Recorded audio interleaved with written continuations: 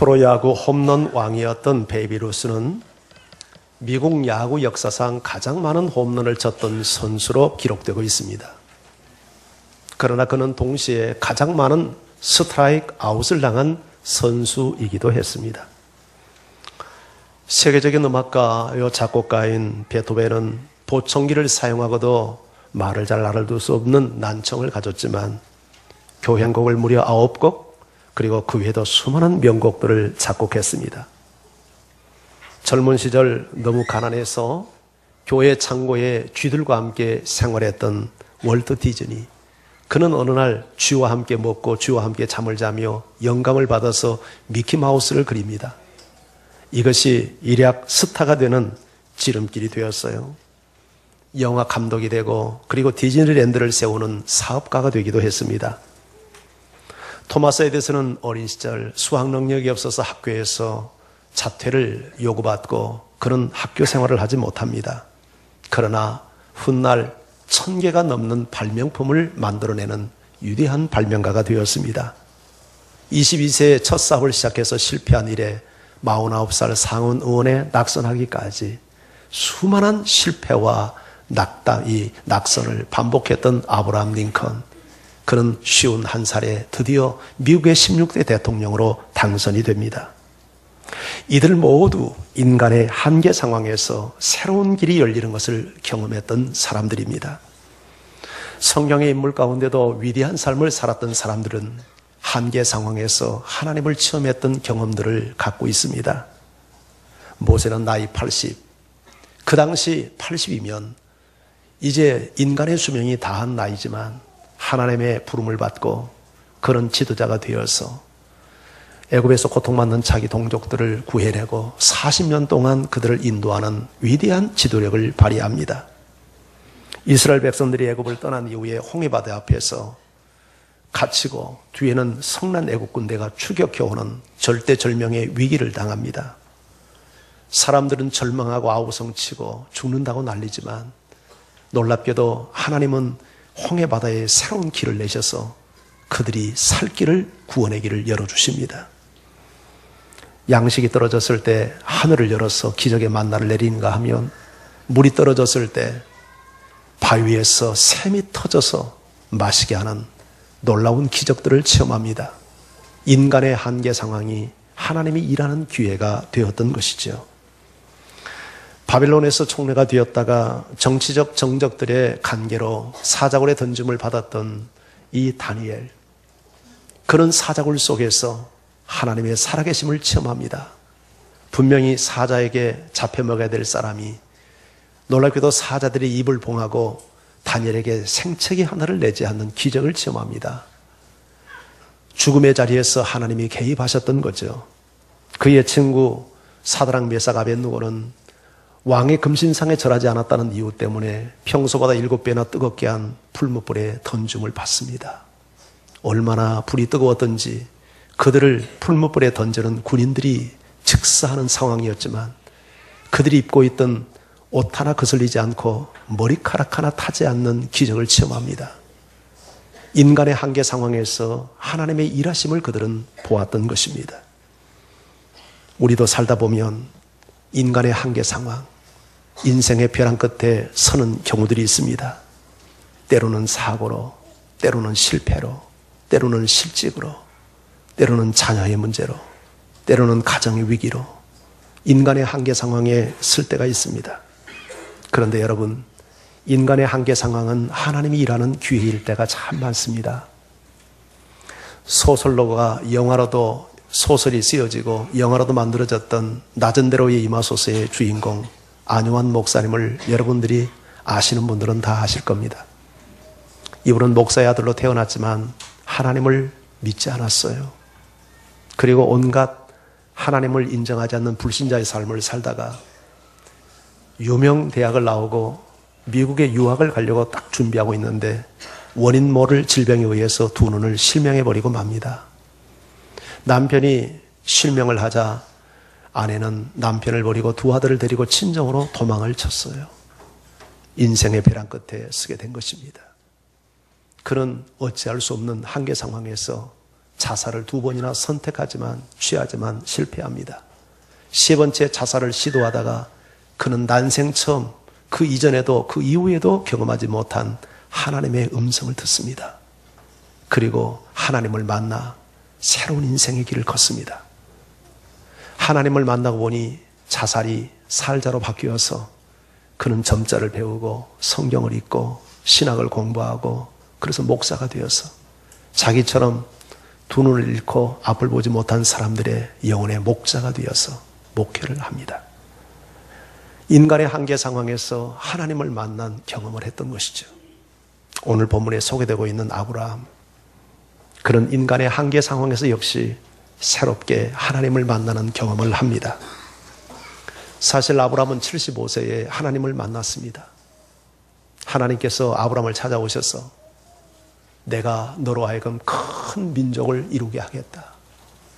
내 이름을 창대하게 하겠다. 이런 약속을 주시며 너는 내가 너를 지시하는 땅으로 가지 않으련. 그래서 그 약속을 믿고 아브라함은 한 번도 떠나보지 못한 자기의 고국과 고향 땅을 떠나서 무려 1000km가 넘는 먼 길을 여행하여 낯선 땅 가나안 땅에 들어갑니다. 그런데 가나안 땅에 들어가서 10년을 기다려도 하나님은 어찌된 일인지 약속을 지키지 않습니다. 큰 민족은커녕 한 명의 자식도 아브라함에게 주지를 않습니다.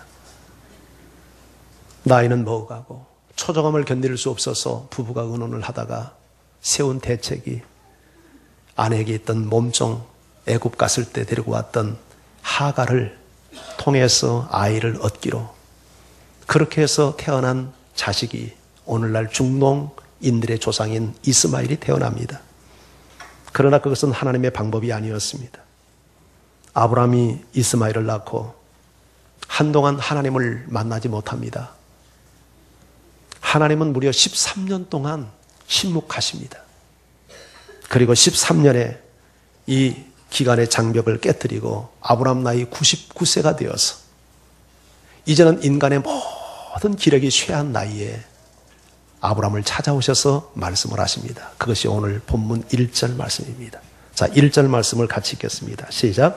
아브라함이 99세 때에 여호와께서 아브라함에게 나타나서 그에게 이르시되 나는 전능하신 하나님이라. 너는 내 앞에서 행하여 완전하라. 아브라함의 나이 99세에 전능하신 하나님이 나타나셨다. 그리고 너는 내 앞에서 행하여 완전하라고 요구합니다. 여기 99세의 노인 아브라함과 전능하신 하나님이 묘한 대조를 이루고 있다고 생각이 들지 않습니까? 99세 아브라함은 인간적으로 더 이상 자식을 낳을 수 있는 몸이 아닙니다. 그런데 이런 아브라함에게 찾아오신 하나님은 당신 자신을 나는 전능자 엘 샤다이 전능자라고 계시하십니다. 그리고 너는 내 앞에서 행하여 완전하라고 말합니다. 무엇을 요구하는 겁니까? 나를 신뢰해라. 흔들리지 마라. 나는 전능자다. 나는 못할 게 없다. 내가 너에게 약속한 것은 반드시 이룬다. 이런 메시지를 전달하는 거죠. 전능자라는 말이, 전능하신 하나님이라는 말이 히브리 말로 엘 샤다이라는 말인데요. 이 말이 구약 성경에 48번 나옵니다. 그런데 48번 기록된 엘 샤다이 중에 가장 많이 기록된 성경이 욥기 성경이에요. 거기 무려 31번 엘 샤다이 전능하신 하나님이 나옵니다. 욥기서는 어떤 책입니까? 욥기는 인간 절명의 책, 가장 인간이 정말 당할 수 있는 고통의 책이요, 절망의 책이요, 정말 이 한계 상황의 책이지 않습니까? 욥은 동방에 제일 가는 부자였지만 하루아침에 실현을 당해서 그 많은 재산을 다 잃었습니다. 이건희 회장이 하루아침에 쪽박을 찬다고 생각해 보세요.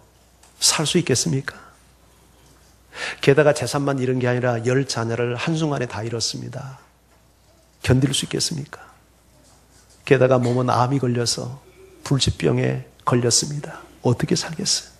바로 이것이 욥기서입니다. 근데 이런 욥에게 찾아오신 하나님이 엘샤다이 전능하신 하나님이 나타나셨어요. 그리고 그 한계 상황에서 죽음을 구하는 욥의 인생을 그 전능하신 엘사다의 하나님이 회복시킵니다. 잃었던 재산을 갑절로 회복시키고 잃어버린 10자녀를 다시 회복시키고 그리고 병들었던 몸을 건강한 몸으로 다시 회복시켜서 하나님께서 역사하세요. 엘사다이, 전능하신 하나님, 인간의 한계 상황에서 일하시는 하나님. 할렐루야. 이 하나님을 찬양합니다. 오늘 이 말씀을 듣는 여러분은 어떤 인간의 절망 앞에서, 한계 상황 앞에서 눈물 흘리고 낙담하고 좌절하고 있습니까? 믿음으로 하나님을 기대하시길 바랍니다. 하나님은 99세 아브라함을 찾아오셔서 이렇게 다시 약속합니다. 2절 말씀입니다. 2절 성경을 같이 한번 읽어봐요. 시작. 내가 내 언약을 나와 너 사이에 두어 너를 크게 번성하게 하리라 하시니. 하나님이 약속을 합니다. 언약, 카버넌트, 계약을 맺어요. 어떻게? 내가 너를 크게 번성하게 할 거야. 제일 처음 24년 전 그의 나이 75세였을 때 그가 하란에서 제일 처음 하나님 만날 때 그가 받았던 약속, 내가 너로 큰 민족을 이루게 하겠다는 약속을 24년 후에 다시 주는 거예요. 너로 번성케 하겠다. 그리고는 4절에서는 또 이렇게 약속합니다. 4절 말씀도 읽어봐요. 시작. 보라, 내 언약이 너와 함께 있으니 너는 여러 민족의 아버지가 될지라. 보라, 내 언약이 너와 함께 있다. 내 언약은 여전히 유효하다. 내가 여러 민족의 아버지가 될 것이다. 자식 하나도 없는 아브라함에게 큰 민족을 이루고 여러 열국의 아버지가 될 것이라고 약속합니다. 그리고는 그것을 확정시키기 위해서 아브라함의 이름을 바꿔줍니다. 5절 말씀입니다. 함께요. 시작. 이제후로는 내 이름을 아브라함이라 하지 아니하고 아브라함이라 하리니 이는 내가 너를 여러 민족의 아버지가 되게 함이니라. 아브라함의 본명은 아브라함이었어요. 그 뜻은 고귀하자, 고귀한 자, 존귀한 자, 그런 뜻이에요. 그런데 아브라함을 아브라함으로 바꾸라는 거예요. 아브라함은 열국의 아버지, 여러 민족의 아버지라는 뜻이에요. 그 부인 이름도 사레를 사라로 바꿨어요. 열국의 어머니라는 이름으로 바꿔줬어요. 이름을 왜 바꿔줬을까요? 사람이 가장 자주 부르고 자주 듣는 이름이 자기 이름이에요. 아브라함, 열국의 아비, 사라, 열국의 어미. 그런 말을 들을 때 아브라함과 사라가 무슨 생각했겠습니까? 하나님이 주신 약속을 기억하지 않았겠습니까? 이름은 그 사람의 정체성 아닙니까? 내가 이렇게 되기를 바란다고 해서 그 이름을 지어주는 것 아닙니까? 내 이름은 제호인데요. 이 제호를 한문으로 불면 있을 제의 호경호인데, 호경이라는 이 호자가 뭐냐면 쇠근변에 높을 거예요. 그러니까 금이 많다는 말은 부자가 된다는 거 아니에요. 그렇죠? 그러니까 내 이름을 지어준 우리 작은아버지, 중작은아버지가 내 이름을 지었다는데, 그러니까 우리 중작은아버지가 나를 부자, 너는 부자로 살아라 이렇게 지어준 것 같아요. 근데 이름을 잘 지었어요. 내가 부자가 됐어요. 생각해 보니까 뭐 빈손 들고 와가지고 아주 거느린 게 많더라고요. 뭐 아내도 한 명 있고 말이죠. 자식도 둘이나 되고 말이죠. 집도 한 채 있고 말이죠. 뭐 교인도 그냥 뭐 수백 명 되고 말이죠. 상당히 부자가 됐어요. 여러분, 이름이라고 하는 건 자기의 자아상이고 정체성을 결정하는 아주 결정적인 요인을 해요. 아브라함, 열국의 아비, 열국의 어미라는 이름을 들을 때, 그렇지. 지금 내가 아무것도 없지만 나는 열국의 아비가 되고 열국의 어미가 되겠지. 이런 믿음을 갖지 않겠어요? 그리고 하나님은 주신 언약 그대로 여러분 그것을 25년 만에 성취시켜 주셨어요. 할렐루야. 그런데 왜 하나님이 약속을 하고 좀 일찍 성취시켜 주시지 왜 25년 애간장을 다 녹이게 한 다음에 성취를 했을까? 근데 여기에 중요한 비밀이 있어요. 중요한 비밀이 있어요. 하나님은 이 극대화, 이 상황을 아주 극대화시킴으로 말미암아 두 가지 메시지를 아브라함에게 주기를 원했고, 아브라함은 뿐만 아니라 아브라함을 통해서 우리에게도 그 메시지를 주시기를 원하는 거예요. 하나는 뭐냐면 하나님은 약속을 꼭 지키는 하나님이다. 이걸 첫째 우리에게 주는 거예요. 여러분, 창세기 17장의 언약이라는 단어가 뭐로 몇 번 나오냐면 10번 나와요. 10번. 하나님은 언약하시고 언약하시고 언약하시고 언약하시고, 그러니까 75세의 언약을 맺은 이후에 아브라함이 믿음이 흔들만 하면 또 나타나서 약속을 주시고 약속을 주시고 약속을 주셔요. 언약을 주셔요. 그리고 그것을 100세가 됐을 때 결정적으로 꽝 하고 이루어 주세요. 만약에 75세에 자식 주겠다고 약속을 했다가 76세에 아들 낳으면 하나님이 언약을 지키는 분이라고 하는 하나님을 계시하는 방법이 그렇게 극대화되지 못했을 거예요. 그런데 25년 동안 하나님은 잠잠하고 약속만 계속 하시다가 25년 만에 딱 약속을 실현시켰을 때 과연 그렇구나, 우리 하나님은 정말 약속을 지키는 신실한 하나님이구나, 이런 믿음이 생기지 않겠어요? 할렐루야. 하나님은 언약하시고 그 언약을 꼭 지키시는 하나님이에요. 그래서 우리가 말씀을 그래서 믿을 수 있잖아요. 그래서 말씀을 우리가 믿고 신뢰할 수 있는 책이잖아요. 여러분, 하나님의 말씀을 들어야 될 이유가 여기 있고, 하나님의 말씀을 공부해야 될 이유가 여기 있고, 하나님의 말씀을 읽어야 될 이유가 여기 있어요. 할렐루야.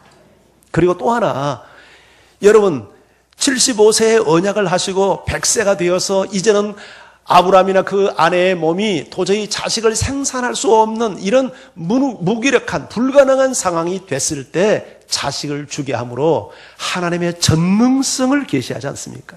하나님의 전능성. 나는 전능자야. 나는 엘 샤다이야. 네가 할 수 없다고 나도 할 수 없다고 생각하지 마. 너는 할 수 없어도 나는 할 수 있어. 너의 불가능이 나에게는 가능이야.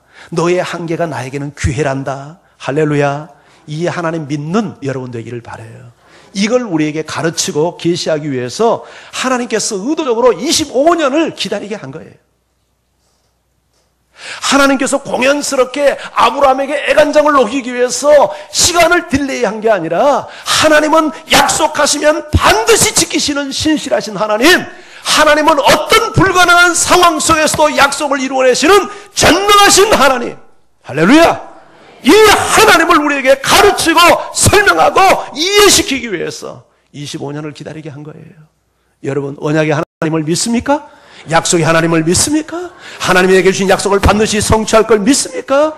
하나님이 전능하신 분임을 믿습니까? 이 믿음 신뢰하는 여러분 되기를 주의 이름으로 축원합니다. 세상이 변해도, 세상이 꺼져도, 하늘이 무너져도 하나님의 약속은 반드시 성취될 것입니다. 왜? 하나님은 전능하신 엘 샤다이의 하나님이시니까. 하나님은 무에서 유를 창조했어요. 하나님은 홍해를 갈라서 길을 내셨어요. 사막에 강을 흐르게 하셨어요. 그분은 전능자니까. 언약을 하시면 반드시 이루시는 분이니까. 이런 하나님을 우리가 경험하기 위해서 두 가지를 우리가 붙들어야 돼요. 그게 뭐냐면 말씀을 붙드세요. 말씀. 하나님, 전능하신 하나님을 경험하기 원합니까? 그러면 약속의 말씀을 내 것으로 딱 붙드세요. 예. 오늘 아브라함에게 계속해서 하나님이 약속의 말씀을 주시는 이유가 뭐예요? 흔들리지 마. 너 믿음 없어서 넘어지지 마. 내가 반드시 효과적인 시간에 내가 일할 거야. 너 나를 신뢰해. 믿어. 이런 믿음을 심어주기 위해서 약속을 주잖아요. 약속. 그러니까 우리가 하나님의 말씀을 계속 듣고 그 말씀을 공부하고 우리가 이 말씀을 통해서 큐티를 통해서 듣고 여러분 하다 보면 우리 안에 뭐가 생겨요? 믿음이 생겨요. 믿음. 그러니까 전능하신 하나님을 믿고 이 인간의 한계 상황에서 두려워하지 않고 우리가 자유함을 누리고 풍성한 삶을 살려면 우리가 말씀을 붙잡아야 돼요. 할렐루야. 노마서는 믿음을 가르치는 책이잖아요. 노마서. 특히 노마서 4장에는 아브라함의 믿음을 통해서 우리에게 믿음을 격려합니다. 바울이. 그러면서 아브라함의 믿음을 소개해요. 자, 제가 한번 읽어볼 테니까 그냥 들어보세요. 노마서 4장 18절에서 이렇게 말씀합니다. 아브라함이 바랄 수 없는 중에 바라고, 바랄 수 없는 중에 바랬다는 거예요. 이건 무슨 말이에요? 아이를 낳을 수 없는데 하나님이 아이를 주겠다고 약속을 하니까 그걸 믿고 바랬다는 말이에요. 19절, 100세가 되어 자기 몸이 죽은 것 같고 사라의 태가 죽은 것 같음을 알고도 믿음이 약하여지지 않고, 나이가 100세가 되어서 자기 몸이 죽고 자기 부인의 사라는 태가 쥐미 말랐어요. 그런데도 믿음이 약하여지지 않았대요. 20절, 믿음이 없어 하나님의 약속을 의심하지 않고, 무엇을 의심하지 않아? 약속, 하나님의 약속을 의심하지 않고, 21절, 약속하신 것을 능히 이루실 줄을 확신하였노니.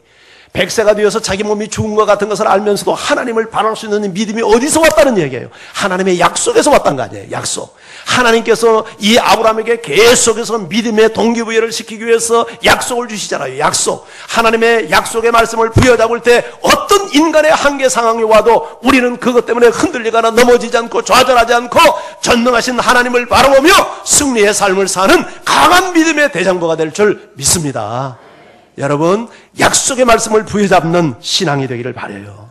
그리고 두 번째, 그 믿음을 더 강화시키려면 하나님이 내게 약속의 말씀을 주신 것을 마음으로만 품지 말고 입으로 선포해 보세요.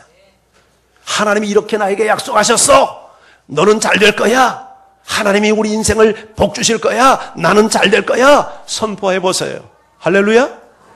하나님께서 아브라함의 입술을 바꾸기 위해서 주신 방법이 뭐냐면 이름 바꾸기, 이름 바꾸기. 아까도 설명했지만 이름을 바꿔주신 거예요. 아브라함을 아브라함으로, 사레를 사라로, 열국의 아버지로, 열국의 어미로 그렇게 이름을 바꾸면서 아브라함, 사라 이렇게 부르면서 여러분 각인이 되는 거 아니에요? 당신은 열국의 아비가 될 사람이에요. 그렇지, 내가 열국의 아비가 될 사람이지. 당신은 열국의 어미가 될 사람이에요. 그렇지, 내가 열국의 어미가 될 사람이지. 서로 이름을 부르면서 사람이 가장 자주 듣고 자주 부르는 말이 이름 아닙니까? 이민우라는 학생이 있었어요. 이 학생이 고등학교 2학년 1학기 학기말 시험을 봤는데 평균 점수가 42점이었어요. 전교생이 492명인데 전교 492등을 했어요. 그러니까 뭐예요? 꼴찌 학생이었어요. 그뿐 아니에요. 그런데요, 이 성적표를 봐가지고 집에 가져오는데 아버지가 그걸 다 보니 얼마나 한심해요, 세상에. 492등 중에 492등. 그런데 아버지가요, 한번 여러분 자신에게 물어보세요. 우리 최 집사님, 우리 사랑하는 큰아들이 점수를 그렇게 받아오면 그때 심정이 어떨 것 같아요? 뭐라고 말할 것 같아요? 예, 기가 막혀서 그냥 웃으실래요? 근데 그 아빠는 이렇게 했대요. 민우야, 아빠는 널 믿는다.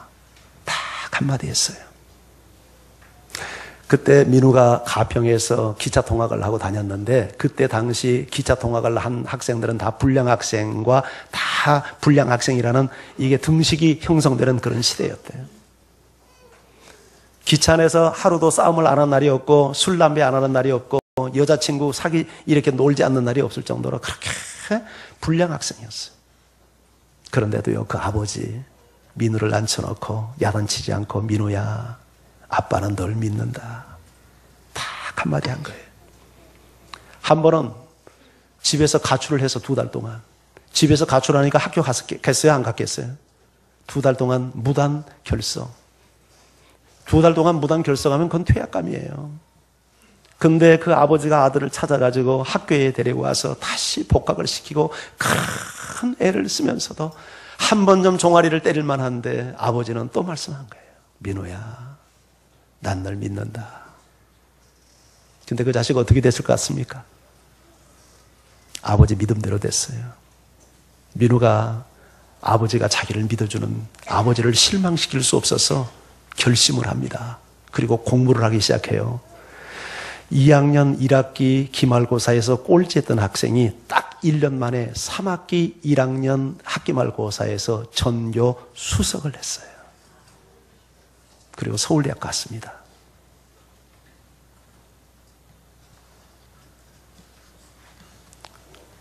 그 민우가 어른 돼서 책을 썼어요.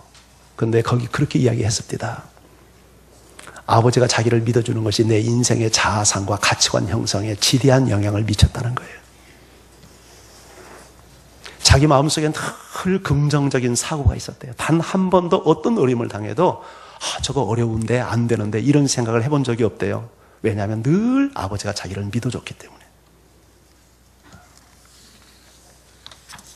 이분이 나중에 LG에 들어가서 간부가 됩니다. 미국의 주재원으로 파견돼서 근무할 때 미국에서 공인회계사 시험에 합격을 해요.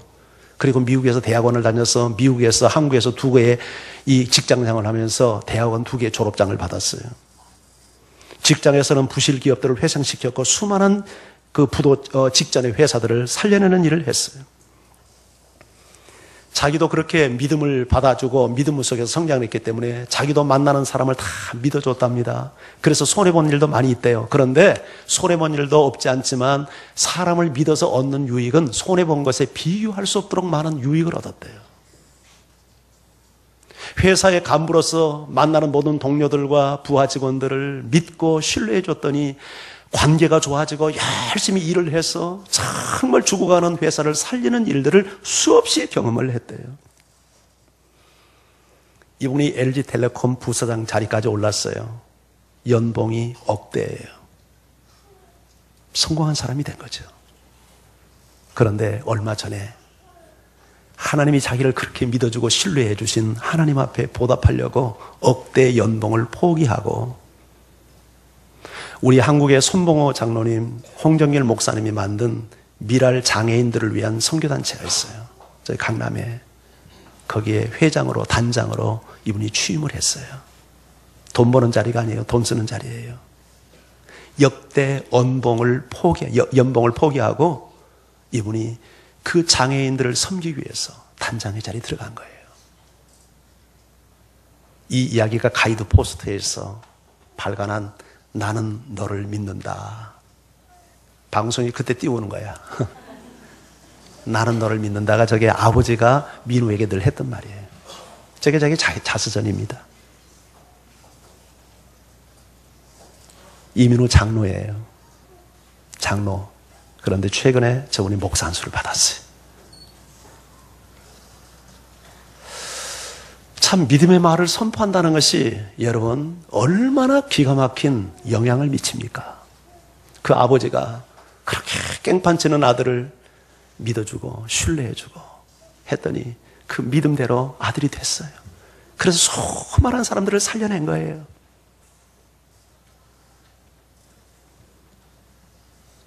믿음은 하나님의 말씀을 붙잡을 때 형성돼요. 믿음은 믿음의 말을 선포할 때 우리 속에 능력으로 역사해요. 할렐루야. 그래서 부정적인 말 하지 말아요. 안 된다는 말 하지 말아요. 믿음의 말을 선포하세요. 자식이 좀 속을 새겨도 너는 잘 될 거야. 난 널 믿는다. 믿음으로 선포해 보세요.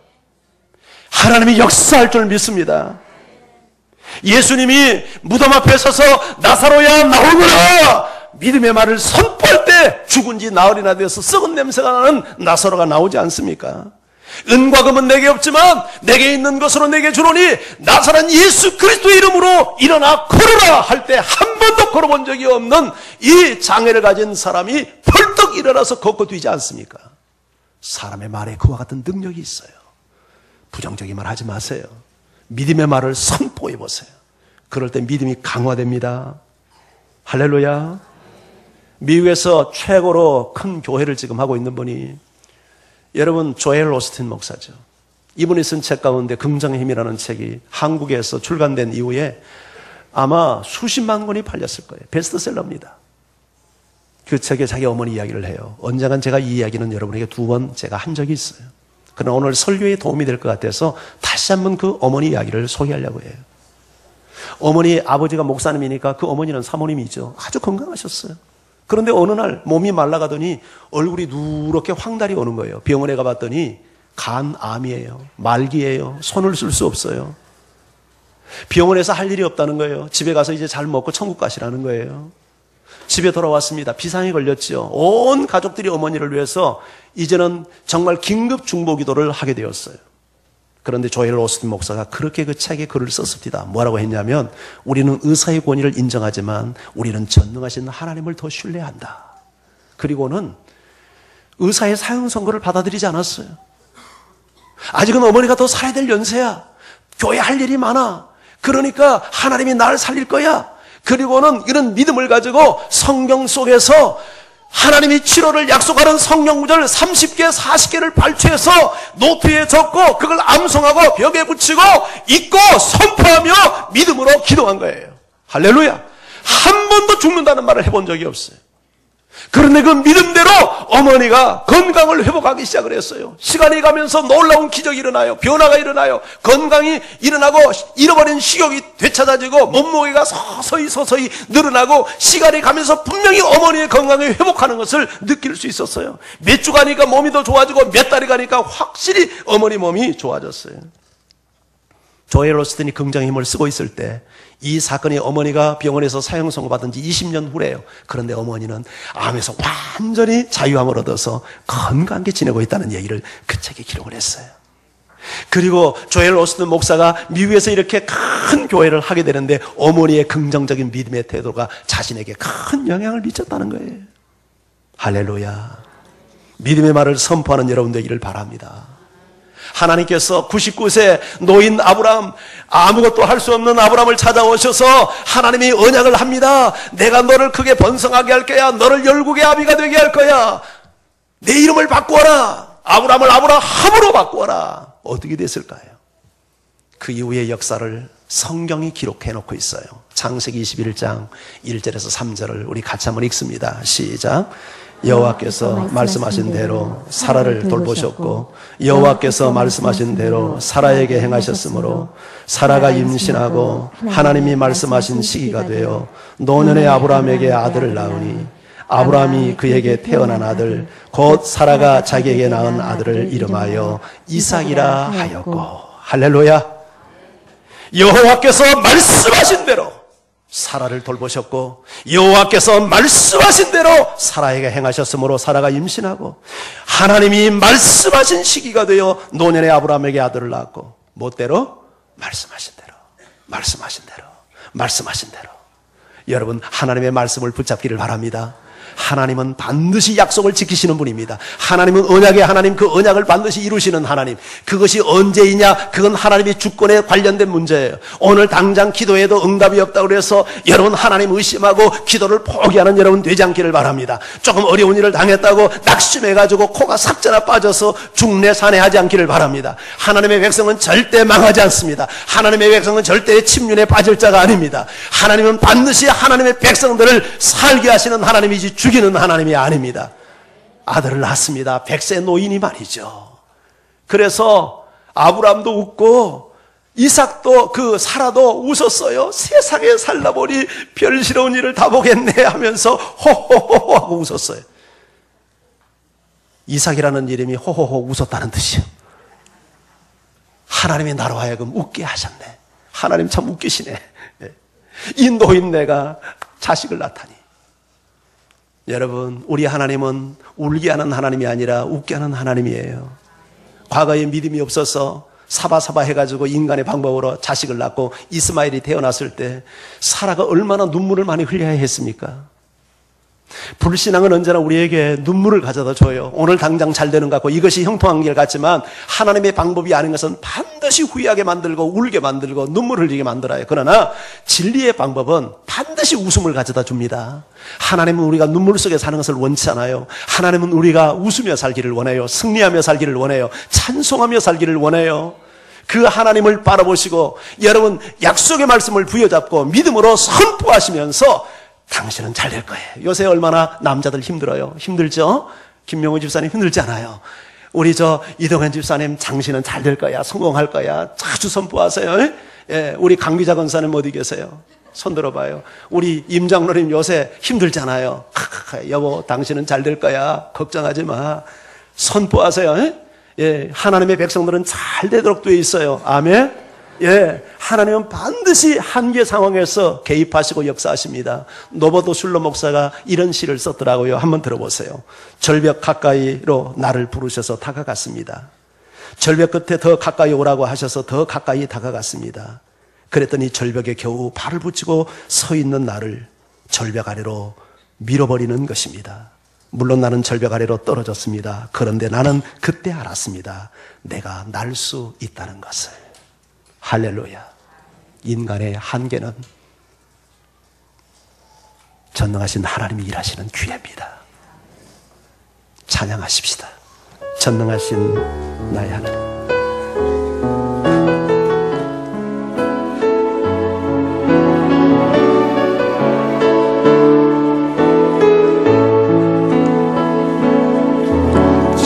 신실하신 나의 주 하나님은 능치 못하신 일 전혀 없네. 우리의 모든 간구도 우리의 모든 생각도 우리의 모든 꿈과 모든 소망도 신실하신 나의 주 하나님은 우리의 모든 괴로움 바꿀 수 있네. 아멘입니까 여러분? 불가능한 일 행하시고 죽은 자를 일으키시니 그를 이길 자 아무도 없네. 주의 말씀을 지하여 그곳에 문을 던져 오늘 그가 놀라운 일을 이루시라고라. 주의 말씀을 지하여 우리의 눈으로 던져 믿는 자에게 다시 한번 우리 고백해요. 전능하신 나의 하나님, 전능하신 나의 주 하나님은 능치 못하실 전혀 없네. 우리 손들고 한번 찬양해요. 하나님 인정합시다. 모든 간구도 우리의 모든 생각도 우리의 모든 꿈과 모든 소망도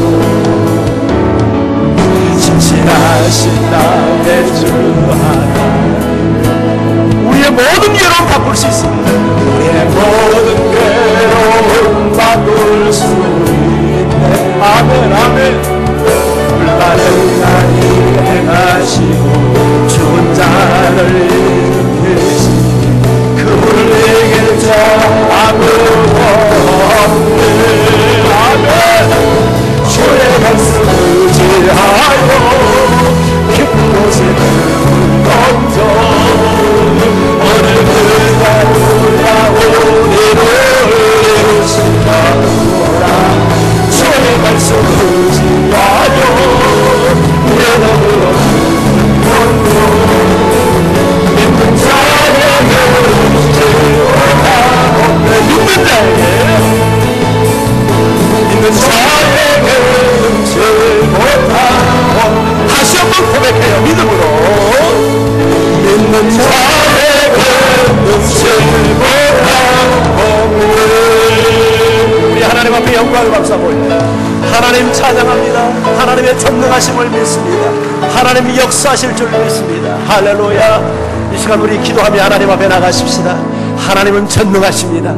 인간의 한계가 인간의 절망이 될 수 없습니다. 나의 한계는 하나님이 일하시는 기회가 될 것입니다. 하나님은 우리에게 언약을 주셨습니다. 실망하지 마라, 낙심하지 마라, 주저앉지 마라, 포기하지 말라. 내가 너를 도울 것이다. 내가 너와 함께 할 거다.